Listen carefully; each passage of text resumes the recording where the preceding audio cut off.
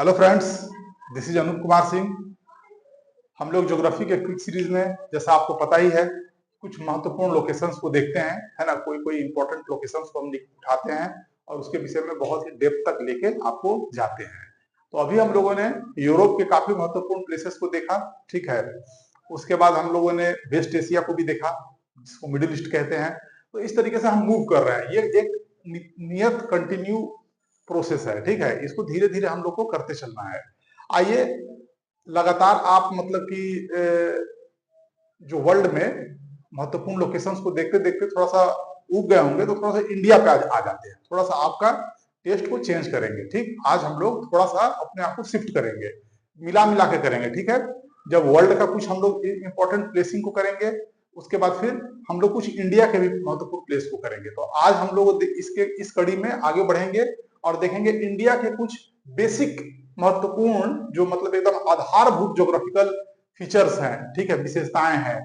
जो भी geographical India की जो भी बेसिक ज्योग्राफी का जो फीचर है, आज उसको देखेंगे हम।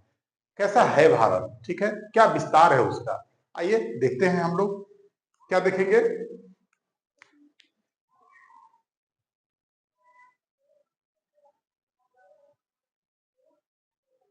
इंडियाज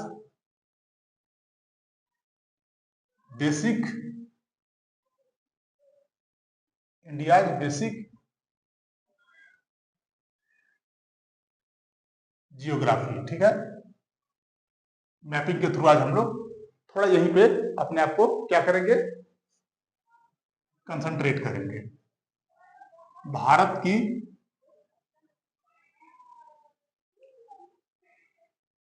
मूलभूत भौगोलिक विशेषता, भौगोलिक क्या विशेषता। देखिए, ये जो टॉपिक है, ये काफी महत्वपूर्ण टॉपिक है और काफी लंबा टॉपिक है। बहुत सारे लोगों को अभी जो बेसिक चीज है उसी से परिचय नहीं हो पाता है। तो आइए आज हम लोग परिचय करेंगे अपने इस टॉपिक के साथ में। तो देखिए, इसके लिए सबसे पहले एक मैप ड्रॉ किया जाए। मैप ड्रॉ किया जाए सबसे पहले एक, तो सबसे पहले हम एक यहाँ पर मैप ड्रॉ करेंगे इंडिया का, ठीक है ना। देखिए, इंडिया का हम एक मैप ड्रॉ करने जा रहे हैं। आपको ध्यानपूर्वक मेरे साथ ड्रॉ करना है मैप। ज्यादा बड़ा मैप हम नहीं बनाएंगे, क्योंकि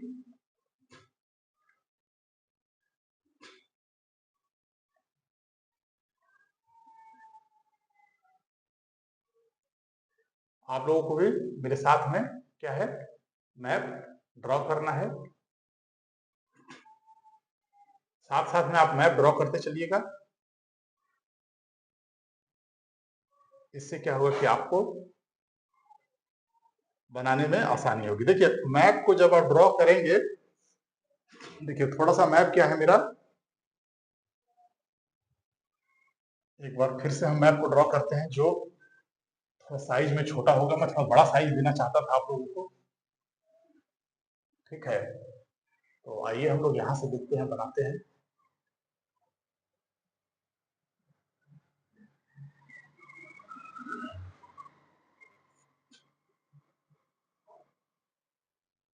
आप लोग मैप ड्रॉ करते चलिए।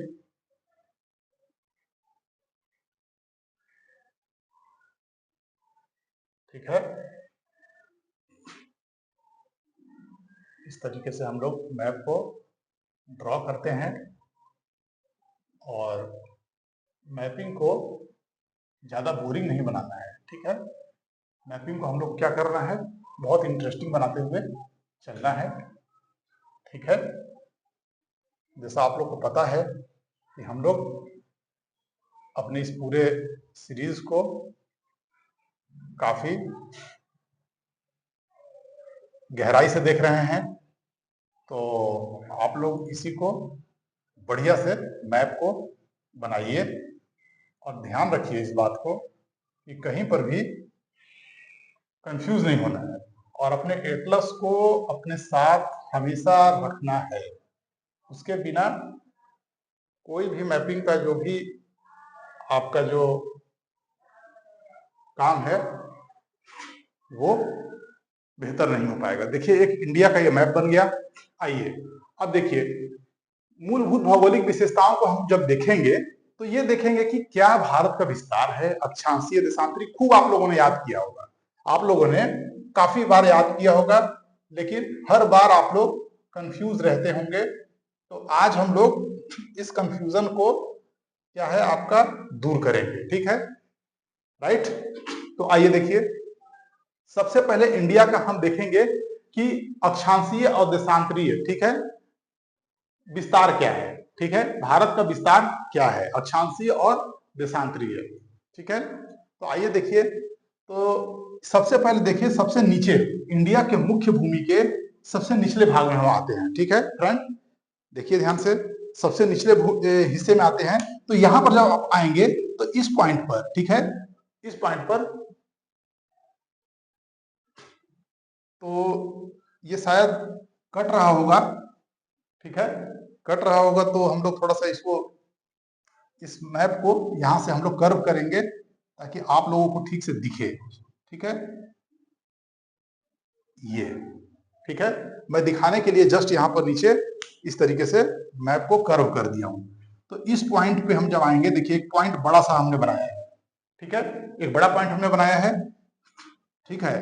तो यहां पर देखिए आप, तो इस पॉइंट को जब आप देखेंगे तो यहां पर मैं एक लाइन खींच देता हूं ऐसे, ये, राइट, ये एक मैंने लाइन खींच दिया, एक लाइन अब हम यहां खींचेंगे, बिल्कुल ध्यान से आपको देखना है, ठीक है, एक लाइन हम यहां खींचेंगे, एक बिंदु बना करके एक लाइन हम यहां पर ऐसे खींच दिए, बिल्कुल राइट, फिर एक हम लाइन यहां खींच देंगे, देखिए ध्यान से, ये हुआ, ठीक। अब आइए, अब देखते हैं, तो भारत का विस्तार सबसे निचले स्तर पे जो पॉइंट मैंने बताया है, ये क्या है, 8 डिग्री 4 मिनट नॉर्थ, ठीक है, ये है 8 डिग्री 4 मिनट नॉर्थ, इसको क्या पढ़ते हैं, 8 डिग्री 4 मिनट उत्तरी अक्षांश, ठीक है, 8 डिग्री 4 मिनट उत्तरी अक्षांश। और यहां पर क्या है, सबसे ऊपर वाले हिस्से को देखिए, ये है, ये कितना है, तो ये देखिए, ये है 67 डिग्री, कितना, 67 डिग्री, ठीक है, 6 मिनट, ठीक है, आपको दिख रहा है ठीक से। तो ये हो गया इसका उत्तरी विस्तार, ये, sorry sorry sorry sorry sorry slip of mind. तो यहां पर क्या है, हम लोग उत्तरी अक्षांश को देख रहे हैं, तो 37 डिग्री 6 मिनट, ये है 37 डिग्री 6 मिनट। तो देखिए, सबसे दक्षिण में क्या है, 8 डिग्री 4 मिनट उत्तरी अक्षांश, ध्यान रखना है, उत्तरी, नॉर्थ, मैंने एन लिखा है, उत्तरी अक्षांश, ठीक है। और सबसे उत्तर में क्या है, 37 डिग्री 6 मिनट उत्तरी अक्षांश। भारत पूर्णतः उत्तरी गोलार्ध में स्थित देश है, भारत पूर्णतः उत्तरी गोलार्ध में स्थित एक देश है, इस बात को आप याद रखिएगा, पहली बात।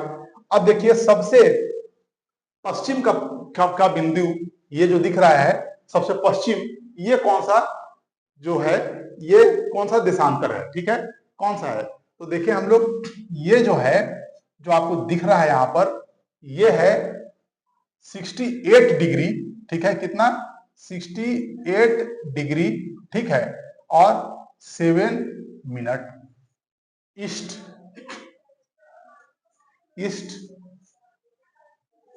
अब इधर आ जाइए, तो यहां पर सबसे आपको पूर्व में जो दिखाई पड़ रहा है एक पॉइंट, ये कौन सा है, इस देशांतर को जब आप देखेंगे तो ये है कितना, 97 डिग्री 25 मिनट, ये ईस्ट है, ठीक है। तो ये आप लोगों ने देख लिया, ये क्या है, 97 डिग्री 25 मिनट ईस्ट। भारत पूर्णतः उत्तरी गोलार्ध में और पूरब की ओर, ठीक है, स्थित देश है, राइट। पूर्णतः दक्षिण गोलार्ध में भारत का हिस्सा नहीं आता है, ठीक है, मतलब 0 डिग्री इक्वेटर से भारत ऊपर है, बार बार मैं इस बात पे जोर दे रहा हूं, इसीलिए मैंने यहां भी नॉर्थ लिखा है, यहां भी नॉर्थ। और भारत पूर्णतः क्या है, पूर्वी हिस्से में पड़ता है, ठीक है। तो यहाँ देखिए, यहाँ पर दिखाई दे रहा है आपको ई मतलब ईस्ट, और यहाँ भी ई मतलब ईस्ट। तो ये भारत का अक्षांशीय और देशांतरीय विस्तार है। पहली बात आपको समझ में आ गया इतना। आगे बढ़ते हैं हम लोग। अब देखिए भारत का, देखिए ये सिरा और ये सिरा दोनों को मिला दीजिए तो ये उत्तरी सिरा हो गया। देखिए सबसे सबसे ये सबसे नॉर्दर्न पॉइंट है, राइट। तो यहाँ से हम एक इस तरीके से एक लाइन ऐसे खींचते हैं, ऐसे ऐसे। तो देखिए ये सबसे ज्यादा दूरी को तय करने वाली लाइन है। तो यहाँ से यहाँ तक भारत को अगर हम देखें, मुख्य भूमि को, हम मुख्य भूमि की बात कर रहे हैं, राइट। तो मुख्य भूमि की बात कर रहे हैं, तो इसकी जो लंबाई आपको दिख रहा है ना, उत्तर से दक्षिण, ये कितना है, राइट। ये भी एक बहुत महत्वपूर्ण सवाल है। और एक पॉइंट आता है जब हम यहां से इस पॉइंट को ऐसे ऐसे लेकर के जब जाते हैं ऐसे, तो ये कितना है, ठीक है। ये दोनों ही सवाल यहाँ पर आते हैं। तो देखिए ये वाला जो पॉइंट दिख रहा है आपको, ये यहां से लेकर के जो ये पूरा पॉइंट जो दिख रहा है, अरुणाचल प्रदेश से लेकर के जो गुजरात का एक पॉइंट दिखाई पड़ रहा है, ये क्या है, इसको देखिए, ये है 2933 किलोमीटर, ठीक है। और जो उत्तर से दक्षिण की ओर जो हम देख रहे हैं एक लाइन को, जो आपको दिख रहा है, ये कितना है, ये 3214 किलोमीटर है। इसे भी आप याद रखिए, बेसिक बात है एकदम, बिल्कुल। हम लोग आज बेसिक चीज को ही देख रहे हैं। धीरे धीरे हम लोग और अच्छी अच्छी चीजों को, स्टैंडर्ड को अपने बढ़ाएंगे, अपने डेप्थ को और ले जाएंगे गहराई तक। तो इस बात को भी ध्यान में रखना है। अगला पॉइंट, सबसे महत्वपूर्ण पॉइंट देखिए कि भारत का सबसे उत्तरी जो पॉइंट है उसका क्या नाम है, ठीक है। ये भी एक पॉइंट, ये भी एक क्वेश्चन है, बहुत महत्वपूर्ण। तो देखिए ये जो उत्तरी पॉइंट है ना, ये सबसे उत्तरी पॉइंट जो है, इसे कहते हैं इंदिरा कॉल। ये लद्दाख में है, ठीक है। क्या है, इंदिरा कॉल। मैं लिख दूं यहां पर इंदिरा कॉल, ये इंदिरा कॉल है, देख लीजिए।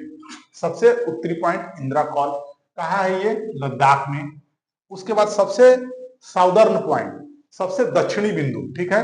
तो सबसे दक्षिणी बिंदु को भी हम लोग देखेंगे, ठीक है। तो आप लोग देखिए यहां पर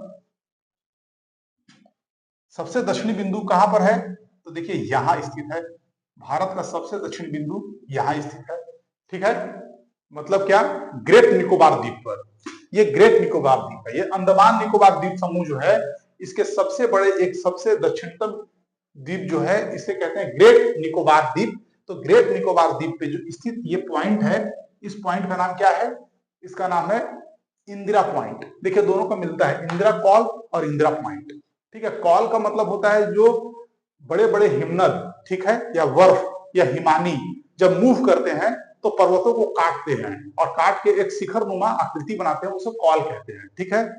तो इसे क्या कहेंगे हम, इसे कहेंगे इंदिरा पॉइंट। क्या पॉइंट, इंदिरा पॉइंट। ये इंदिरा पॉइंट हो गया, सबसे दक्षिणतम बिंदु। फिर सबसे पश्चिम में देखिए, सबसे पश्चिम में जो बिंदु यहां दिखाई दे रहा है, इसे कहते हैं क्या, गुहार मोती, ठीक है। क्या, गुहार मोती कहते हैं इसे। मैं यहां लिख दूं गुहार मोती, हो सकता है इधर कट जाएगा, तो मैं यहां पर लिख देता हूं, ठीक है। क्या, गुहार मोती। गौहर मोती भी कहीं लिखा हुआ मिल जाएगा आपको, ठीक है। GHUARMOTI, ठीक है। आगे बढ़ते हैं हम लोग। गुआर मोती, GHUARMOTI, आप लिख लीजिएगा। फिर यहां आइए, सबसे जो पूरब में जो पॉइंट दिख रहा है अरुणाचल प्रदेश में, यह है किबिथु, ठीक है। KIBITHU, ठीक है। कुछ भी लिखिए, हिंदी में ऐसे मैं लिख देता हूं, मैं इंग्लिश में भी बता देता हूं। तो देखिए किबिथु, ठीक है। इंग्लिश में जैसे अगर कोई दिक्कत है तो इसको ऐसे आप लिख लीजिए किबिथु, राइट। तो ये हो गया। तो देखिए पॉइंट्स भी आपको दिख गए। सबसे पश्चिम में गुहार मोती, सबसे पूर्व में किबिथु, सबसे उत्तर में इंदिरा कॉल, सबसे दक्षिण में इंदिरा पॉइंट। लेकिन यहाँ पर अगर मुख्य भूमि का सबसे दक्षिणतम अगर बिंदु देखा जाए तो ये क्या है, कैप कैमोरिन, जिसे कन्याकुमारी कहते हैं, जो कि तमिलनाडु में स्थित है। इतना बात आपको अच्छे से समझ में आ गया। उत्तर से दक्षिण विस्तार आपको समझ में आ गया, 3214 किलोमीटर, और पूर्व से पश्चिम से पूर्व की ओर विस्तार जो है वो है 2933 किलोमीटर। ठीक है, ये बात आपने बखूबी समझ लिया। ठीक है, ये बात आप लोगों ने बखूबी समझ लिया है। ठीक, अच्छा अब आगे बढ़िए। तो एक बहुत महत्वपूर्ण बात और मैं बताना चाहता हूं, इस मैप के थ्रू ही सब कुछ हम लोग देख लेंगे। ठीक है, अब देखिए, तो यहां से इस पॉइंट को देखिए, इस पॉइंट को देखिए, इसके बाद फिर यहां से ऐसे जो पूरा हिस्सा है, यह है अरब सागर का हिस्सा। ठीक है, भारत एक प्रायद्वीपीय भारत एक प्रायद्वीपीय संरचना है, अर्थात तीन तरफ से जल से घिरा हुआ, एक, दो और एक, तीन। ठीक है, अब देखिए यहां पर अरब सागर है और यहां हिंद महासागर है। ठीक है, कोई दिक्कत नहीं है आपको, तो आप समझ लीजिए, पहले याद रखिएगा ये अरब सागर है। क्या? अरब सागर, अरब सागर। और ये क्या है? बंगाल की खाड़ी। मतलब हिंद महासागर जो है वो दो भागों में बटा हुआ है, प्रायद्वीप होने की वजह से, क्योंकि भारत का ये जो प्रायद्वीपीय हिस्सा है ना, वो दो भागों में बांट देता है। तो ये क्या हो गया, अरब सागर, और ये बंगाल की खाड़ी, बंगाल की खाड़ी। कोई दिक्कत? ठीक है, आगे बढ़ते हैं हम लोग। अब देखिए, इस बात को लिखने के बाद एक महत्वपूर्ण बात मैं अब क्या बताने जा रहा हूं, कि इसका तो मतलब ये हो गया ना कि यहां से जो पूरा सीमा नजर आ रहा है, ये भारत की क्या है, जलीय सीमा है, समुद्री सीमा है कि नहीं है? है। तो देखिए, तो यहां से लेकर के ऊपर जो हिस्सा दिख रहा है, ये पूरा सीमा जो है ये स्थलीय सीमा होगा। ठीक है, स्थलीय सीमा होना चाहिए ना। तो स्थलीय सीमा जो है भारत की, अगर यहां से पूरा नापेंगे आप रख करके, ये पूरा नाप के, पूरा इस तरह से नापते हुए आप इस जितने भी कर्व हैं, इस कर्व पे ऐसे रख करके नापिए, और पूरा नापते हुए पूरा यहाँ तक आप आ जाइए, पूरा स्थलीय सीमा यहाँ तक जब आ जाइएगा, पूरे स्थल को नाप लीजिएगा, तो स्थलीय सीमा जो भारत की है, वो आपको स्थलीय सीमा, बड़ा ध्यान से देखिएगा, ये पॉइंट बहुत इंपॉर्टेंट है। भारत की स्थलीय सीमा जो है, स्थलीय सीमा, इसकी लंबाई कितनी है पता है आपको? 15,200 किलोमीटर। ठीक है, कितना है? 15,200 किलोमीटर।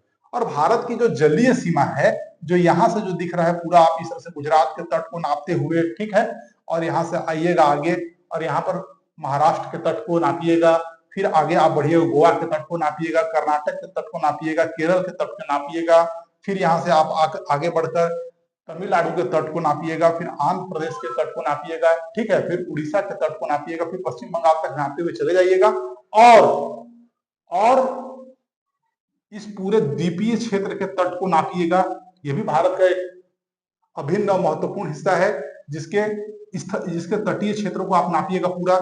थोड़ा यहाँ पर भी देखिए, यहाँ पर लक्षद्वीप है, इसके भी तट को नापिएगा। तो जब सब नाप लीजिएगा, तो टोटल जितने भी जलीय भाग की जो लंबाई है, तो ये हो गया जलीय या समुद्रीय, आप कुछ भी लिख लीजिए, जलीय सीमा या समुद्री सीमा, ये कितना है? ये है 7516, ठीक है, .6 किलोमीटर।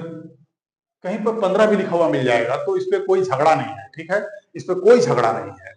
मैं 7516.6 किलोमीटर लिख दिया हूं, आप केवल 7515 भी लिख देंगे तो चल जाएगा, या सीधे सीधे 7516 भी लिख देंगे तो चल जाएगा। कुछ लोग तो बहुत ही स्टैंडर्ड बुक में तो केवल 7500 भी लिखा हुआ होता है, तो इस पे कोई विवाद या कोई झगड़ा नहीं है। ठीक है, अब देखिए, यहां पर कहीं कहीं एक चीज और मिल जाता है कि अगर द्वीपीय क्षेत्रों को छोड़ दें, तब भारत की इस जलीय सीमा या समुद्री सीमा कितनी है? तो 6100।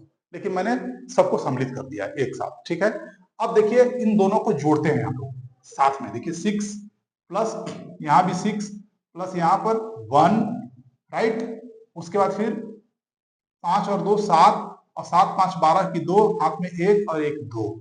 अब देखिए ये क्या मिल गया आपको? ये मिला, आप लोग को दिख रहा है, साफ साफ दिखाई दे रहा है, क्या है? 22,716.6 किलोमीटर। ये है भारत की कुल सीमा की लंबाई।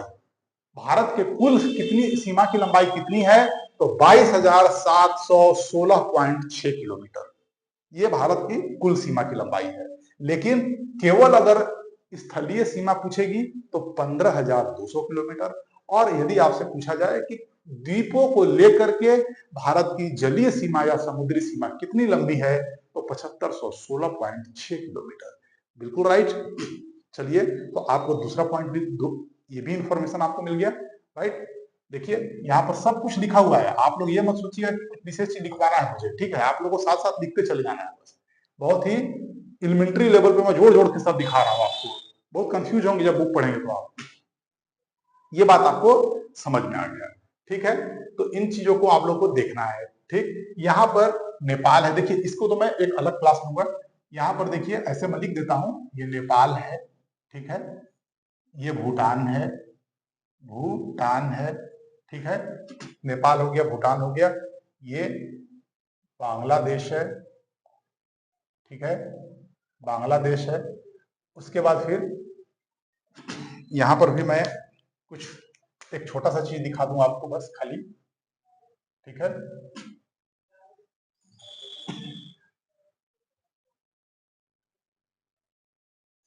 ये म्यांमार है, ठीक है, क्या है, म्यांमार है, ये